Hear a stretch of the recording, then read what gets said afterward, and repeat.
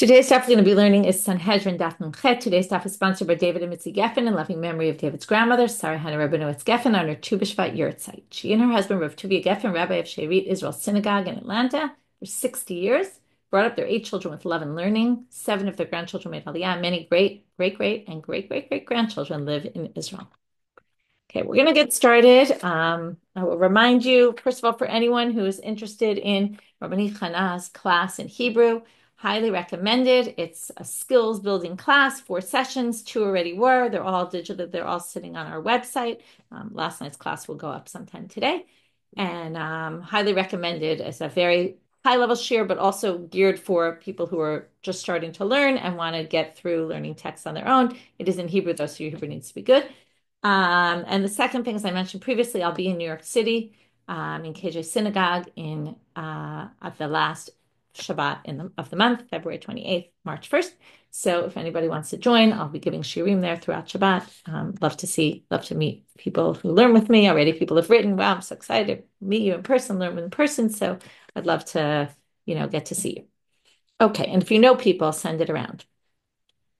So now we're going to start with our daf. I organized a daf Nilvet today, a study guide, super helpful because there's a few confusing things, and hopefully I used some color coding that I don't normally use that I'm hoping will help.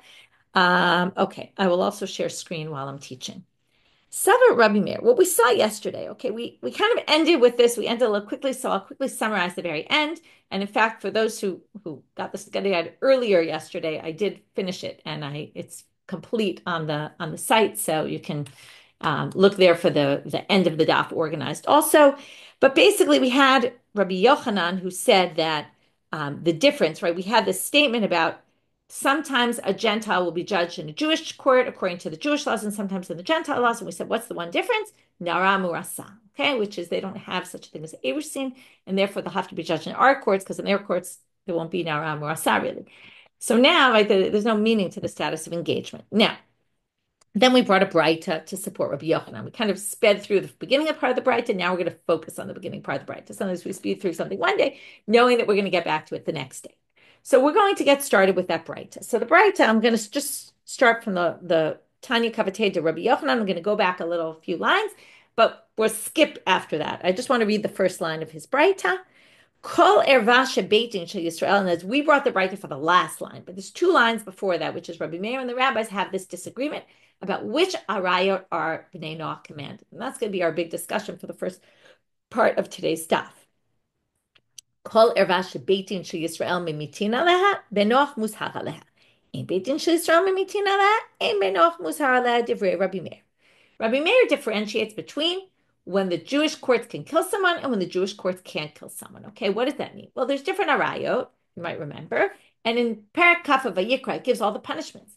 Some of the punishments, as we've seen already, are death penalty, right? We saw some that get stoned, some that get burned, but some of them are karet. It's just forbidden, and God will punish you somehow. It's a God-given punishment. So that's the differentiation that Rabbi Meir makes. Rabbi Meir says, and I'm going to pull up the study guide right now, just a sec. Rabbi Meir basically makes this distinction and says that if it's punishable by the court, then Ben Noach is going to be obligated. If it's not punishable by court, then the Ben Noach will not be obligated. So anything that a Jew is punished in court, the Ben Noach is forbidden to do, and then, right, we already learned, Asaratan Zoe Mitatan, they'll get killed as well. But anything on the karet side is not forbidden to them at all. Okay, so let's go through, and you'll see I put some in color here. Karet, okay, if we want to know what's karet, sister, okay, and I put these into categories. Sister, someone's sister, their father's sister, and their mother's sister, okay? So aunt, right, through the parents, but basically sister category. The next one is wife of brother, wife of uncle, because wife of brother kind of goes with wife of uncle because wife of brother is similar to wife of uncle because the uncle is the father's brother, okay? So wife of him as well. And achot ishto, this one isn't relevant for us today, I just put it on the list, which is the sister of his wife. Okay, now, that's karet. Theoretically, from what Rabbi Meir just said, shouldn't be forbidden to Ben Noach at all. That's going to create the first problem, because as soon as we see the next braita, it's going to be clear that all those people Okay, the achoto, the first category, really, all the achoto and achot aviv, achot imo, are going to be forbidden to the ben Noach, and that's going to be a complete contradiction of Rabbi Meir against Rabbi Meir. Mito baited, if we move to that side, so we have Eshet Ish, which gets chenek, and then we have Eshet Aviv, his father's wife, his mother, his a woman and her daughter, a daughter, and a daughter-in-law. Okay, so those are the mito baitin. So those theoretically should all be forbidden to the ben Noach. What we're going to see in this braita, and I'm telling you this all outside, so you don't get lost in all the back and forth, is that the one I put in purple, the Eshet Aviv, which is supposed to be forbidden according to Rabbi Meir, in the next braita is actually going to be permitted to ben Noach. So we're going to have a real complete contradiction here. Okay, so that's where we're going to start today. Sever Rabbi Meir, 2 lines from the bottom of Nun Zayin and Bet. V'sever Rabbi Meir call erva shebetin shesrael mimitin aleh ben Noach musar aleh. Does he really say that if it's mito beitin, the ben Noach is forbidden, and really also if it's not, then not? V'hatanya. Now, doesn't it say in a braita? Now, before I read this braita, we need a little background, but they're talking about. I'll read the first few words and then we'll read Rashi on it. Ger shahaita horato. You thought we talked about a ben Noach. We're not talking about a ben Noach. We're talking about a convert. A convert shahaita horato shelo b'kedusha v'leidato b'kedusha. Okay, this is a convert who the convert was conceived before the convert was conceived before the mother converted. So basically, that's why the convert needs to convert. But by the time the convert is born, the mother has converted.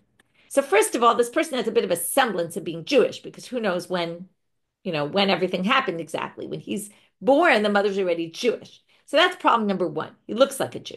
Okay.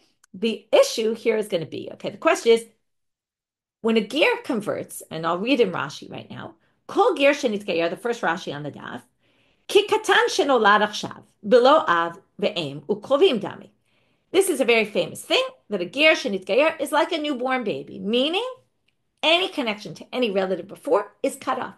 So if the ger converts with his entire family or her entire family, they are no longer considered relatives to all their family members that they really are relatives of, okay, for halachic purposes. So that would sound like there's no arayot for them because they can marry anybody because everything's permitted. And really it is, okay? Ve'ein alav korban mikodem lechen, right? They don't have any relations they had before, no longer. But umiu rabbanan, but now there's a problem. If we allow a convert to marry his mother, let's say, okay, it's a huge problem. It's a problem from a bunch of reasons. Number one, okay, Rashi doesn't say this, but some of the other commentaries say, which is this person particularly, okay, this, by the way, is true for any ger. They specifically brought a case like this, like because of maybe perhaps another issue, which Rashi doesn't say, which is people might not know this person's a convert. They'll see them marrying some relative and they'll say, oh, must be that relative's permitted. It sets a poor example. But Rashi brings up perhaps a bigger issue, which is the rabbis who did gazru alei b'kol asurot lo b'giyuto, and this is why it's relevant to us. The rabbi said any person, any relative, that person couldn't have married when they were giyuto, when they were still a goy, when they were still not Jewish. Because of Bnei Noach, they can't marry now, because try to think about what would happen. Let's say there was a relative who they couldn't marry before, and now they convert and they can marry. Well, first of all, that might bring people to, right? You want to marry some relative? Oh, convert to Judaism, it won't be forbidden to you, right? Assuming they care about Ben Noach laws. But basically, forgetting about that, it also looks like a mockery. It looks like, oh, you can join the Jewish people and everything will be permitted to you. So, mishum shelo yamru ba'im kedusha chamura lekedusha kala. Like, we don't want to view coming into Judaism as all of a sudden lightening the load of sanctity, right? These are sanctified halachot, right? They represent kedusha. It appears in the psukim there, Yitim kedoshim and all that. So if we allow that, it's going to kind of be a mockery of Judaism. So therefore, the rabbis forbade. Okay, now, what did they forbid? This is the key. They forbade anything that was forbidden to them when they were still Gentiles, meaning Ben Noach. So now let's see what all these cases are. Yesh lo she'er ha'em ve'en lo she'er ha'av. So what they say is anyone who's connected through the mother, and it's going to be a little confusing, it's going to be a little not exactly intuitive, but anyone who's connected through the mother, and that's why if you notice here on the chart, I put in blue every time it said anything about the mother, because any time there's any connection through a mother, not necessarily the convert's mother, you're going to see. That's, I think, the one confusing one case. But anytime there's a connection through a mother, it's going to be forbidden. But not when it's a connection through only the father. So haketzav, what are we talking about here? Because it sounds very up in the air. Now they get very practical. Nasa choto min ha'em. So after this child that was born, right, after the mother converted but conceived before, grows up and now marries a choto min ha'em. And now he marries his sister through his mother. So again, his sister through his mother is not related to him because he's like a katan shenolad. He's not related to his mother anymore. But yotzi, he has to divorce her. If he does that, we force him to divorce her. Mina'av yikayem. But if his sister was related, and this is a sister where they share the same mother, half sister. What if they share the same father? Okay, by the way, that could be sister through the mother and full sister, also through the father, or just through the mother. But if it's only through the father, then it's not a relative through his mother. That yikayem. Achot ha'av mina'em yotzi, mina'av yikayem. Okay, if it's a sister through the father, right? It's a sister who they share the same father, but the father has, in other words, the sister, sorry, I said that wrong. The sister of his father, in other words, his aunt, who the father and the sister share the same mother. Now, here, it's not a relative through his mother. This is the one that's less intuitive. But since the father and the sister share the same mother, that's also considered a relative through a mother, even though it's through his father. Okay? Also, they're yotzi, can't stay married. Mina'av yikayem, but if it's the sister of his father through his father, meaning they share the same father, meaning the grandfather is the one who gave, right? And not the mother, not the grandmother, then he can stay married to her. Achot ha'em min ha'em yotzi. Okay, this obviously, it's this mother's sister and they share the same mother, he has to divorce her. But achot ha'em min ha'av, what if it's his mother's sister, but they only share the same father? So there is a mother, but there's also, like the whole relationship is through the father. So, right, meaning the grandfather. Rabbi Meir yotzi, chachamim omrim yikayem. There happens to be a machloket.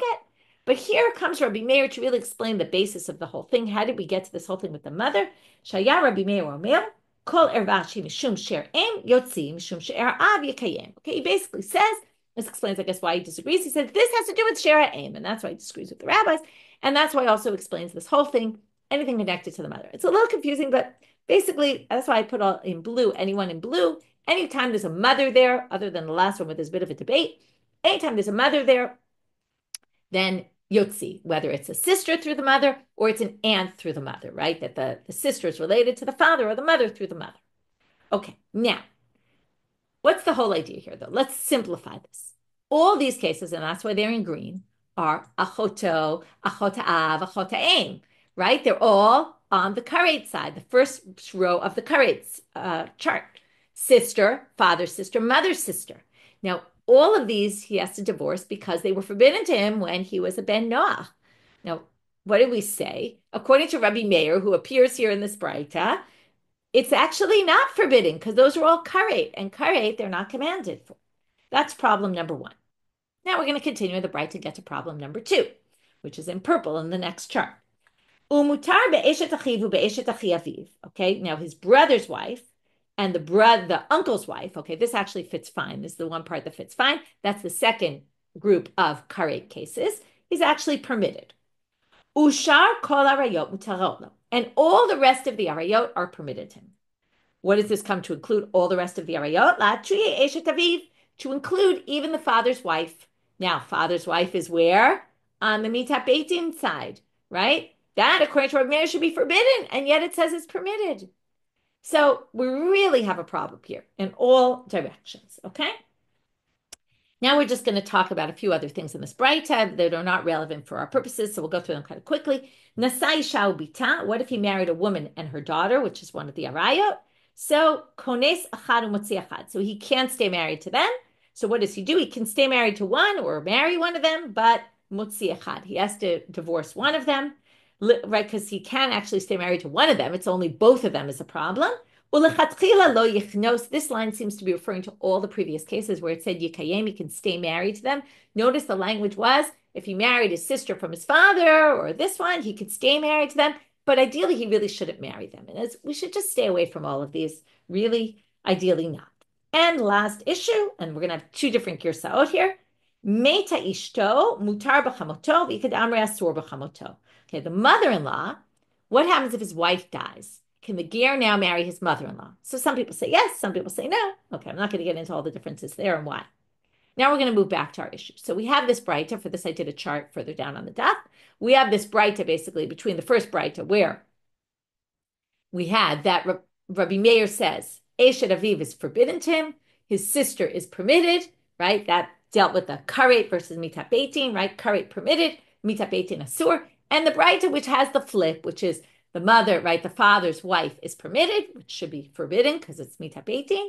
And sister from the mother, right? Anything that has to do with the mother, any sister, aunt, all that is forbidden. Yotzi, he has to divorce, when in the first braita it said permitted. So how do we deal with this? Well, I'm a Rav Yehuda lo kasha. Ha Rabbi Meir, I'll leave it to Rabbi Eliezer. Ha Rabbi Meir, I'll leave it to Rabbi Akiva. Okay? There's two versions, right? There's Rabbi Meir who goes according to Rabbi Akiva, and there's Rabbi Meir who goes according to Rabbi Eliezer. See here, it's a mistake. It should be Rabbi Eliezer, not Elazar. Anyway, on my sheet. So now we have Rabbi Akiva, we have Rabbi Eliezer, two different approaches. Okay? So there's Rabbi Meir according to one and Rabbi Meir according to the other. So he explained each one. Now, Ditanya. Now here we're going to get this all from a drasha. Al Cain yazov ishat aviv et imo.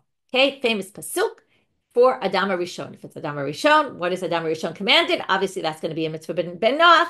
Obviously, Noach didn't exist then, but anything Adam was commanded, obviously everyone is commanded. Now, Adam is commanded. The simple reading of this pasuk is, right, this is explains marriage. This is why a man should leave his father and mother, v'davak b'ishto, and then he should cling to his wife, v'yulu b'sar echad, and they become like one flesh. Okay, this beautiful pasuk about marriage, or I don't know, call it beautiful. You could say other things about it. Anyway, we're going to say that this pasuk, when it says you're going to leave your father and mother, means that something about your father and mother is forbidden to you. Okay, and we're going to learn a rayot from this pasuk. The question is, what is father and what is mother coming to teach you? And that there's a machloka between Rabbi Akiva and Rabbi Eliezer. So Rabbi Eliezer Omer, Aviv, achot Aviv, imo, achot imo. What is Aviv coming to say?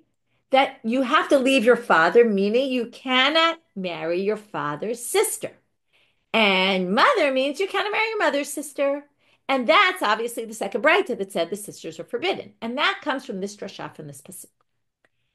Rabbi Akiva Omer, Aviv is Eshet Aviv. When it says you have to leave your father, it means stay away from your father's wife. And imo mamash. And imo means stay away from your mother. Okay? Now, we're going to get into a whole section, okay, which is going to come after this, after we finish the braita. First, we're going to finish the braita, which seems to be, everyone agrees with the second part of the braita. Then we're going to ask a ton of questions. We're going to have 5 questions on Rabbi Eliezer, 2 questions on Rabbi Akiva, which are all going to be the style questions of, why didn't you say this? Why didn't you say that? In other words, why did you choose Aviv to mean to exclude, to say achot imo is achot Aviv is forbidden, imo to say achot imo is forbidden, and why Rabbi Akiva did you say Aviv is eshet Aviv and imo is imo mamash? And each time we're going to suggest, okay, again, 5 different suggestions to what Rabbi Eliezer could have said, and then explain why Rabbi Eliezer didn't say that. Okay, so now let's just finish the drashot first, and then by the way, the structure after that is going to be we're going to have 3 more difficulties against. We're going to have actually one question about, well, what in the end motivated each one to say what they said, and then we're going to have 3 more questions, 1 against Rabbi Eliezer, 2 against Rabbi Akiva, but different sorts of questions. Those questions are going to come from cases in the Torah before the Torah was given, which means those cases are going to reflect the Ben Noach laws, the Noahide laws, and we're going to ask questions from that. From this source, it looks like you're wrong. And from this source, it looks like you're wrong. So question against Rabbi Eliezer, 2 questions against Rabbi Akiva, and that's going to end this section. So Amram, let's start with, we're still in the braita. V'davak, okay, when it says v'davak b'ishto, so what do they learn here? V'lo b'zachal. It means, again, something else is forbidden. Homosexual relations is forbidden. Because davak is a connection of 2 people sticking together, clinging together. Perhaps it also means to have children, something like that. B'ishto v'lo b'eshet chavero. Okay, with his wife and not with someone else's wife. V'hayula basara. So again, that means eshadish is forbidden. V'hayula basar chad misha nasim basar chad yatsu be'ema b'chaya she'ein nasim basar chad. Here, the basar chad seems to mean that they have children. Okay, now a man with an animal doesn't have children, and therefore they don't become basar chad, and therefore not that. Okay, v'davak v'lo b'zachar I think really means to be saying the type of, how do you say, the formation of the bodies, I guess, would be more clinging together in a regular relationship, a regular sexual relationship, and not mishkav zachol. We're going to get to maybe this means bia shelo kedarka in general, which is going to be a suggestion coming up. Okay, so now Amram, Rabbi Eliezer Omer, Aviv achot aviv. So now they say, so first they're going to focus, the first three questions are going to be on the Aviv achot aviv drasha, then two more on the imo achot imo. So why do we get to achot aviv, the sister of your father? Ema aviv mamash. Why don't you say the father is forbidden? Yazov et aviv. Literally, stay away from your father. It's forbidden to have relations with your father. Hainu v'davak v'lo b'zachar. Well, we already get that from the later drasha, because davak v'lo b'zachar means no homosexual relations. That would obviously include the father. Ema eshet aviv, maybe it means, like Rabbi Akiva said, the wife of your father. That's suggestion number 2. Hainu b'ishto v'lo b'eshet chavero, but that's already included in someone else's wife, which is at the end of the drasha, b'ishto, and not someone else's wife. Your father's wife would obviously be married woman, and married woman is already excluded from the end of the pasuk. Ema la'achar mita, maybe it means your father's wife after he's dead. Okay, that could be, because then she's not an eshet isha anymore. That would work.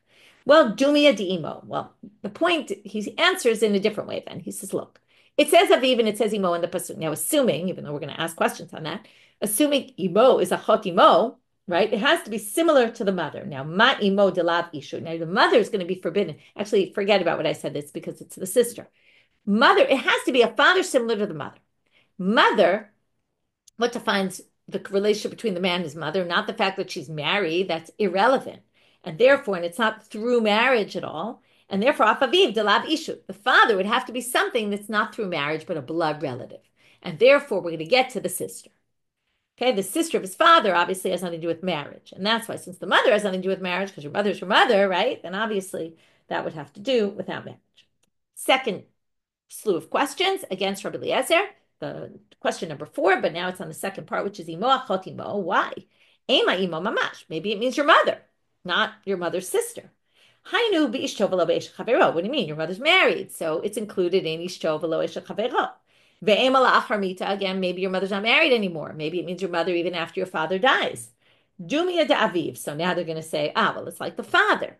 Now, ma aviv de lav mamash. Now, if you thought that imo meant actual your mother, well, then aviv would have to be actually your father. And we already proved it's not your father, because that's learned out from later in the pasuk v'lo zachal, right? V'davak v'lo b'zachal. So, ma aviv de lav mamash, af imo de lav mamash. So since the father doesn't really mean literally the father, the mother must not mean literally the mother. And that's how we got to, although we'll see one more explanation later, how we got to that it's the mother, brother, and it's the father's brother. I'm sorry, the mother's sister and the father's sister that are forbidden. Now we do the similar thing to Rabbi Akiva, and you'll see actually the reverse of some of the questions we asked before. Rabbi Akiva omer aviv eshet aviv. Ve'em aviv mamash. So this is the exact same question. Why don't you say it's actually the father? Why do you say it's the father's wife? Hainu v'davak v'lo b'zachar. So same answer. We already learned that from later. V'davak v'lo b'zachar, homosexual relations. Ihachi, wait, but if so, now here's a question on the answer. So right before we just had question, answer, question, answer, question, answer. Now we're having a question on this answer. Ihachi eshtaviv nami hainu b'ishto v'lo b'eshet chavero. But if your whole problem is it can't be the father, actually, because that's said later, it can't be the wife of your father, because that also comes up later. Anyone who's married to your friend, right? Any married woman. She's a married woman. She's married to your father. So you could probably guess where this is going. When it says ish daviv, it's coming to include la'achar mita. Okay, it's coming to include even after your father's dead and she's no longer a married woman, you still can't have relations with her. If this is what we suggested with the other but rejected, here it becomes accepted, because obviously here it's the other approach. Imo, now we're going to ask a question on the imo drasha, imo mamash. So again, if it's your mother, she's married already, right? So hainu b'ishto v'lo b'eshet chavero. She's a married woman. She should be forbidden from later in the pasuk. So what do they answer? Imo me'anusato. Okay, this is talking about your mother if she was raped by your father, or again, we talked about if it was out of wedlock. Right? If they weren't married, she's still your mother. It doesn't matter if her parents were married or not married. She's going to be forbidden to you anyway, and that's what it comes to teach. So that was a lot of back and forth about all sorts of suggestions. Each one could have said how they could have darshan this pasuk otherwise, and in the end, they explain why they did it. Now we get to the b'mai kamiflige. What's really at the root of the machloka? What motivated Rabbi Eliezer to darshan this way, and Rabbi Akiva to darshan that way? Rabbi Eliezer saval aviv dumia de imo v'imo dumia de aviv. Rabbi Eliezer wanted to find he says, look, it says in the pasuk, your father and your mother. That must mean we have to find something parallel, father and mother. Okay? If you notice, okay, that Rabbi Akiva says, right, Aviv means your father's wife, and Imo means your mother. That's not parallel. One is the mother, and one is the wife of the father. Those are two very different things. So Rabbi Eliezer wanted to find something parallel. So he said, what could be parallel? How could you have something now? If you say the father's forbidden and the mother's forbidden, we already said you can't say it's the father, because that comes from later in the pasuk. So you have to cut. That's why that was the most natural thing to say, because then it would be the simple reading of the pasuk, and they'd be parallel. But when you don't do that, because we already said we learned that from later in the pasuk that you can't sleep with your father, so it has to be something else. What else could you find that's parallel? Sister of father, sister of mother, and then you're set. That was his motivation. And now we're at the top of Amud Bet. Rabbi Akiva, what motivated Rabbi Akiva? Le'ukma be'eshet aviv de'ikre ervat aviv. Lafuke achot aviv disher aviv ikre ervat aviv lo ikre. If the pasuk says your father, and we want to say it's some erva having to do with your father, we want to find something that when it discusses them in Jewish law, in Vayikra, it calls them ervat aviv, right? That's like, it says, if you sleep with your father's wife, that disgraces, right? That's your erva related to your father.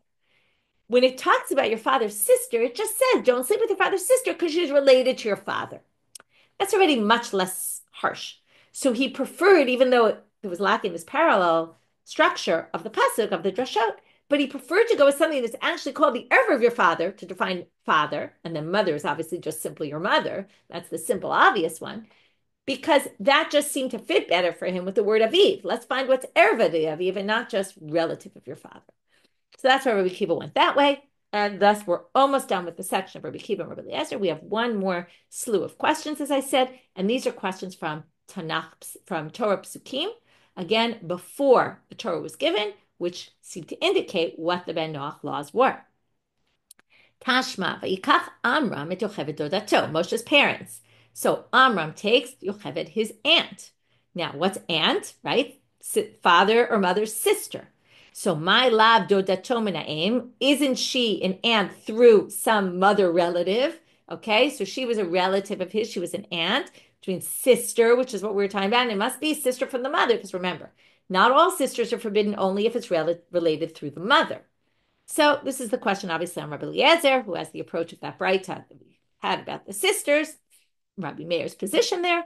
So lo dodato mina'av. No, you could just say she was his aunt with no female relatives in there, right? Everything was through the paternal side and not the maternal side.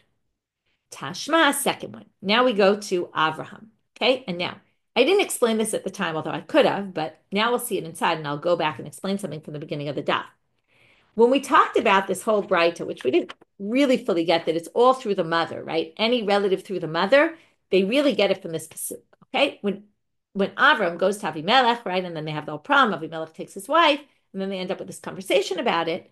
And basically Avram's trying to say, he says this pasuk, Gam omna achoti bat avihi, right? She's my sister, daughter of my father. Okay, meaning we share the same father, ach lo bati mi, but she's not. Now, what's Avram trying to say? She's not related to me through my mother. She's not my sister through my mother. Remember, he said she's my sister. She's my sister through my father. She's not my sister through my mother. So what does that seem to say? This seems to say, Michlal, now what's he trying to say? This isn't arayot, okay? This wasn't forbidden to me, Ben Noach, right? Obviously, Avram's a Ben Noach. There's no Torah yet. Michlal debata emasura. From here, it sounds like if she was my sister through my mother, she would have been forbidden to me. But she's not. She's my sister through my father. And that proves that, again, against Rabbi Akiva, for Rabbi Eliezer, that sisters through the mother were forbidden to Ben Noach. To which the Gemara says, what are you talking about? You can't understand Avram that way. First of all, she wasn't his sister, right? V'tizbra achotav, she wasn't his sister. Bat achiv havai. She was the daughter of his brother. She was his niece, which, right now, that wasn't on the list at all. V'kevan dehachihu, lo shnam na'av, lo shnam na'em, sharia. No matter what, that's permitted, actually. A man can marry his niece.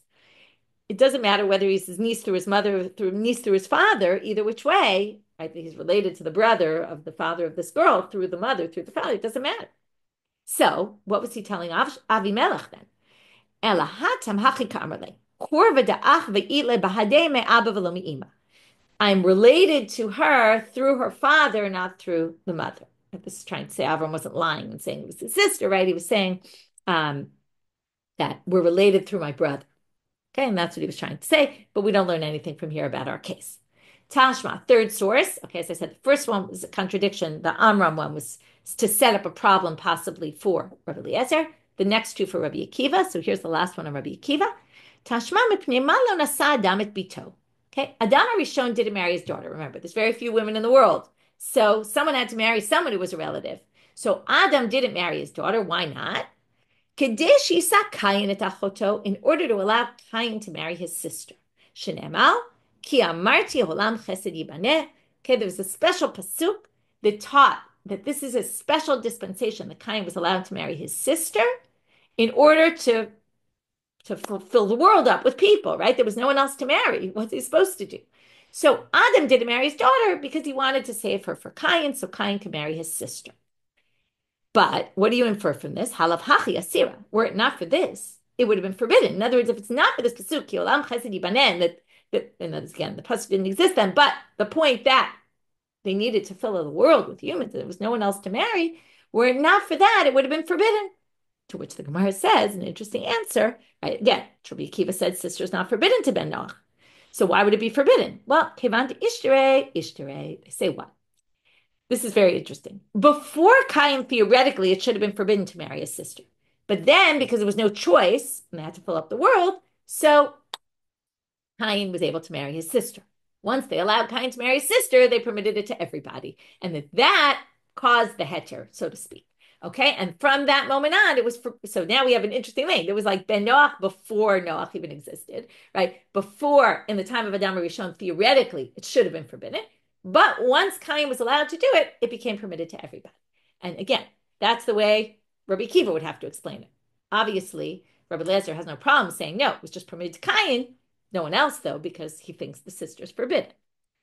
Okay, we finished that long section on, we started today, this was everything we did today so far, we're already almost at the middle of Amud Bet, was this issue of the braita of Rabbi Meir, the one we saw at the end of Daf yesterday, that we didn't really have time to explain, that we explained today, versus the braita of Rabbi Meir here. Again, the two issues being, right, the ones that are karet should be permitted, the ones that are mavet, right, mito beitin, should be forbidden, and we see the reverse in the second braita, and we basically say these are two schools of thought. And maybe I want to just stress it very clearly. If I can't remember now if I stress this or not, but I'm going to show you on the chart that this issue of, that in the end, if Rabbi Akiva holds, and what were two problems? Eshet Aviv, right, the father's wife, and the sister. So it's very simple. If you are Rabbi Eliezer and you hold Achot Aviv is forbidden, and you're Rabbi Akiva and you hold Aviv means your father's wife is forbidden, you can only hold one and not the other. So they go hand in hand. If you say the pasuk forbids the sister, then what's permitted is the father's wife, because there's no pasuk telling you it's not permitted. And if you go with saying it's the father's wife, then it's not the sister, and then you're going to have the wife of the father is forbidden, the sister is not forbidden. So that's how we get to the two, right? It resolves both problems in one. Okay, that's very important to understand. Okay, I'll leave this study guide open for one quick minute, and then I'm going to close it. But basically, you can see very well from the sheet here what the structure is for the rest of the daf. We're going to have 5 laws. Okay, Dean 1, 2, 3, 4, 5. 5 laws by different rabbis. The first 4 are going to relate to some sort of arayot having to do with a Gentile or pseudo-Gentile. We'll talk about it soon. But one of them will be an Eved, a slave, a Canaanite slave, which is like half Jewish, half slave, or not exact half Jewish, half Gentile, like sort of, right? They do a sort of conversion, but they're not fully Jewish. They're like a convert, but we'll see not in all ways. And then we're going to end with a halacha. This will not end, but the 5th halacha is going to have to do with actually a Gentile hitting a Jew, okay, which is going to be something a little different. And then from there, we're going to get into a Jew hitting a Jew, and not even hitting, but raising his hand. Rish Lakish is going to start with he's going to have 3 halachot that Rish Lakish is going to say. One has to do with the 5th one over there, but a bit of a different twist on it. From there, we're going to have a whole bunch of things to say about that. And then 2 other halachot that we're going to end with of Rish Lakish. So basically, we're going to have 8 laws altogether. Okay, I'm not going to share the study guide because it's not as important for the structure, but you can use it as a guidelines for learning. So I'm a Rav Huna. Kuti or Eno Yudi or Goy. Again, every Gemara has some other word for it. Mine happens to say Kuti, so I'm reading Kuti, but really just means a Gentile.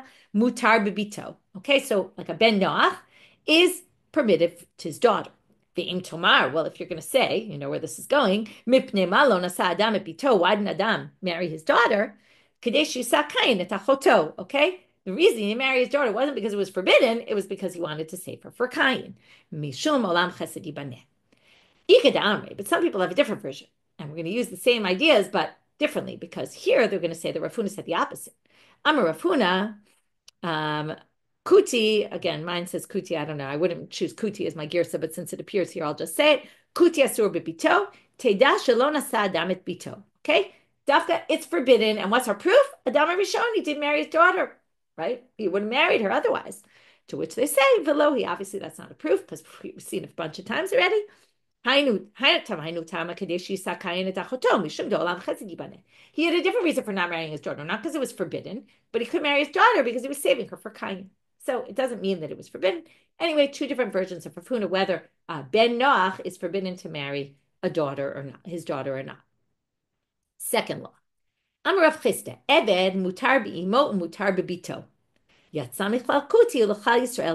if this brings us back to the beginning of the daf, we talked about a convert, and the problem with a convert is that when you convert, you come from, right, certain things are going to be forbidden to you, and then all of a sudden you convert and they're permitted to you. But if you have an eved, now an eved is a pseudo-convert. They basically convert to become an eved in your house, but they're not Jewish. So number one, you don't have to worry that people will see them and think, oh, it's permitted for Jews to do this. And number two, it's not like they became a Jew, and now you'll say, oh, look, they became a Jew so that they could permit, all these things would be permitted. First of all, Avadim Knanim didn't really have a choice in the matter. It wasn't like, right, they got taken to be slaves. So they basically, all the issues we talked about in the beginning are not relevant. So therefore, once they convert, right, because they do become converts to semi-converts, right? They're chayav, for example, like women, they're chayav in mitzvot haseh shelo azman grama, right, that aren't time bound. And they become somewhat Jewish. They do a brit milah, and therefore they're like a convert in the sense that they're no longer related to their previous relatives. But they don't have the concerns we talked about at the beginning of the daf.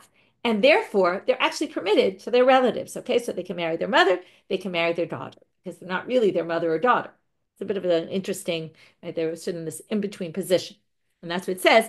They left Michlal Kuti, right? V'yatza Michlal Kuti or Michlal Nochri. They're already not in the status of a Gentile, but Michlal Yisrael Lo Ba, but they're not completely Jewish yet. So because of that, they're actually permitted. Ki'ata Rav Dimi, third halacha.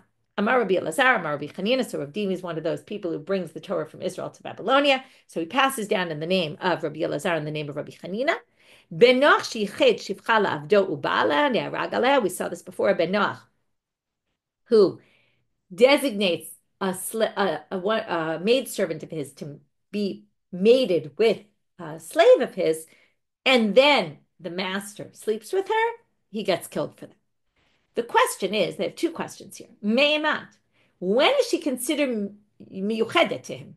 Because it's not like there's a marriage ceremony. So at what point do we say this woman is designated to that slave? When people start calling her the maiden of so-and-so, in other words, once the word on the street is that she's dedicated to him, then already it's forbidden.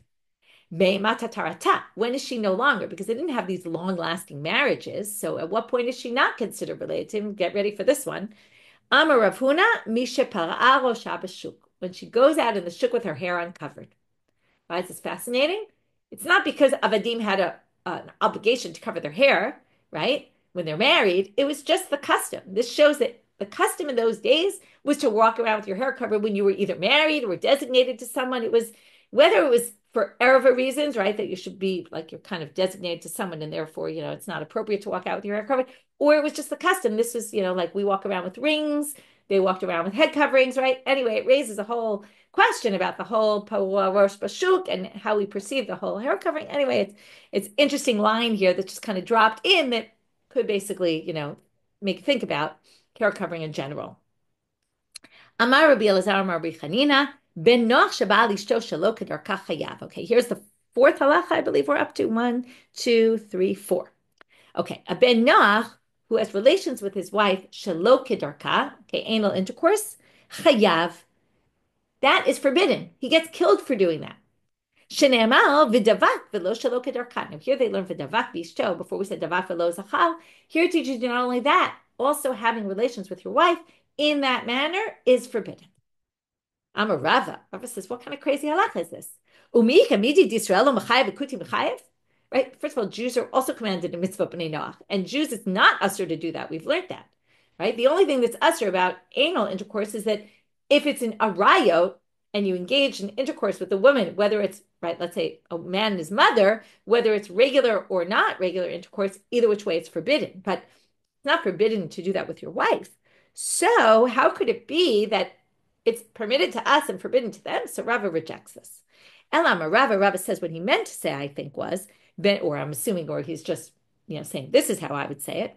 Ben Noach shabal eshet chavero shelo kedarka patur. Now, what I just said a minute ago, if somebody relations with someone else's wife, kedarka shelo kedarka, were chayav, but a Gentile is actually not going to be chayav if it was shelo kedarka. Now, where do we get that from? My time because it says b'davak b'ishto, and the ishto refers to someone else's wife, and the davak refers to normal, regular relations, regular intercourse. So therefore, you're only going to be obligated when a Gentile sleeps with someone else's wife if they engage in regular intercourse and not anal intercourse. Okay, that's how Rava rereads that. For fifth halacha, now we're done with the harayot stuff, and we're moving to something else. Amar Rabbi Chanina, goy she'ikat Yisrael chayav mita shene'emar vayifan chovacho vayalkin ish vayachet hamitzri. Now they take Moshe Rabbeinu when he kills the Egyptian. Why did he kill the Egyptian? Because the Egyptian hit a Jew. So if a Gentile hits a Jew, they're also obligated the death penalty. Va'amar Rabbi Chanina soter lo shel Yisrael ki'ilu soter lo shel hashchina. Now we're going to say anyone who slaps the cheek of a Jew, it's like they're slapping the cheek of God. Shene'emar. And they're taking this pasuk totally out of context. I'm not going to go into what it means in the context because I want to finish the daf. But mokesh adam yala kodesh. Basically, they're saying someone who puts a mokesh to an adam, basically by slapping them, is yala kodesh. First of all, it's reference to the lo. Oh, it's like they slap the cheek of kodesh, of God. Okay, kodesh in the pasuk actually doesn't mean God, but we're going to explain it that way in the drasha. Okay, now from this issue of hitting and from this issue of using Moshe as our example in Egypt, because again, also this was all before mitzvah b'nei, right? This is Ben Noach. Okay, so now we're going to talk about something else. And we're going to have these three halachot of Rish Lakish. Okay, we're going to start. The first one is connected. The other two are something else. Magbia avdo Shabbat. These are the three. Siman. Amar Rish Lakish. Magbia yado chavero. Somebody lifts their hand to hit somebody. Okay, basically this is going against bullies. People who start, bullying people around and lifting their hand as if they're going to hit them, but they don't actually hit them. Well, you're still called a rasha. You're called an evil person according to Rish Lakish. Even if you didn't hit them, nikra rasha. You're called an evil person. Where do we get this? From Moshe Rabbeinu. Remember, there was the one story with the Egyptian who he kills, and then there were the two people fighting, right? The Midrash connects them to Datan and Aviram. Two people were fighting, and what does he say? He says to the evil person, right? Why are you hitting your friend? Now, lama hikita lo ne'emal. He doesn't say, why did you hit your friend? He says, lama takeh. Why are you, sounds like you're going to hit, or why are you hitting? Like as if you're about to. So what do you see here? It seems he didn't hit him yet. And he already called him a rasha. So from there you see, you shouldn't put your hand up at someone. Now we're going to have a whole bunch of different people who have comments to say about this as well. And all sorts of, anyone who raises their hand against someone is a bad person, is a sinner, is it this, is it that? And we'll get to a really extreme one at the very end, which I'm not going to ruin right now. So Ze'eri Rabbi Chanini Nikra Chote. He's also called the sinner. Shene'emar v'im lo lakachti b'chozka. These are the sons of Eli. They said they threatened people. Okay, this is again threatening. They said if you don't, right? They said we're going to take the meat from you b'chozka. Okay, the parts that you're supposed to eat, we're going to seize them from you. In other words, all they did was threaten people. And yet, right, if you don't give it to us, we're going to grab it from you. Okay, so that was like raising your hand against someone. But they didn't actually do it because people gave it to them in the end. But, right, they were still called chatat. Rav Huna Amal, you ready for this one?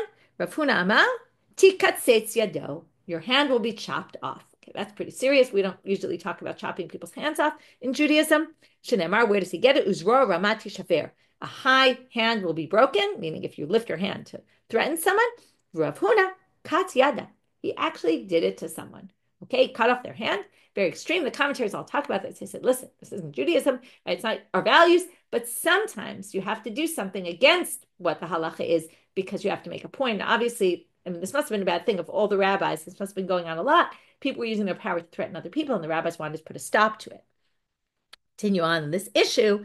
Rabbi Eliezer Omer, ein lo takana ela kfura. The only solution is burial, meaning your death. That's the only way to resolve this problem. Shenemar ish zroa lo haaretz. A person with a hand, meaning if they lift their hand, lo haaretz. The land is for you. What does it mean, lo haaretz? You belong in the ground, dead, buried. V'amar Rabbi Eliezer. Now we're just going to darshan something else from this pasuk. Lo nina karka ela lebaalei zroot. Land was only given to those who have a strong, mighty hand and kind of can bully people around. Shenemar v'Yisrael lo haaretz. Now here it seems to be saying if you want to own land, you better be tough.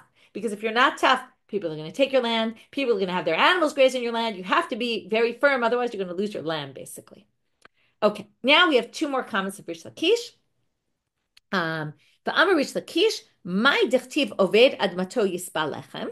Okay, here's a pasuk. Okay, this connects with the oved adamah, and it also connects with what we're going to see, right? This is just one sec, right? This is pasuk of Mishlei, but they're basically relating this back to also like the values. Values are that people should be oved adamah, and then you will yispal lechem. If you make yourself a slave to your land, you will have bread to eat. In other words, you have to take it seriously. This is similar to the land. Before we said, if you have the land, you need to be Baal Zroa. You also need to work hard. Okay, this is about work ethic. Work ethic is very important. Some people take this, I think the Meir takes it to be about Torah.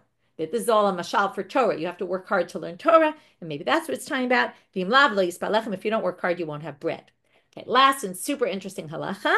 Nice to end on something interesting. V'amar Rish Lakish, goy sheshavat chayav mita. A goy who keeps Shabbat is chayav, the death penalty. Okay, nobody will kill you for this. Okay, there's a bunch of these things that are forbidden, but the court's not going to kill anyone for this. But what's this saying? A goy can't keep Shabbat. How do we, right? Everyone knows this, right? Or I think you might know this, that a convert always has to be, when they're in the conversion process, before they actually convert, they have to make sure, right? They're keeping Shabbat, but they have to make sure to be Mechalel Shabbat somehow. Okay, so that comes from here. Shenema, what's the pasuk? Okay, it's a pasuk from Bereishit, chapter 8, okay, but for Noach, v'yom v'layla lo yishbotu. So it says, kol yimei haaretz zev v'katzir v'kor v'chom v'kayitz v'choref v'yom v'layla lo yishbotu. Now it sounds like it's talking about the seasons, right? It will always continue, but what do they say here? Yom v'layla lo yishbotu. You cannot stop working. You have to work, okay? You have to work every day. Only the Jews get a day of rest. You have to work. Now, there's three explanations. The Quran has a really good footnote on it. I use that for these three explanations. One is, the Avraham says, it's like robbery because you're failing in your commitment to the world. Okay, so if you do that, you're like a thief. The Rambam says it's like you're starting a new religion because you're creating a day of rest when God didn't tell you to have a day of rest. And the Meiri says it's making yourself look Jewish. And then people are going to learn from your actions because they'll think you're Jewish because you're keeping Shabbat.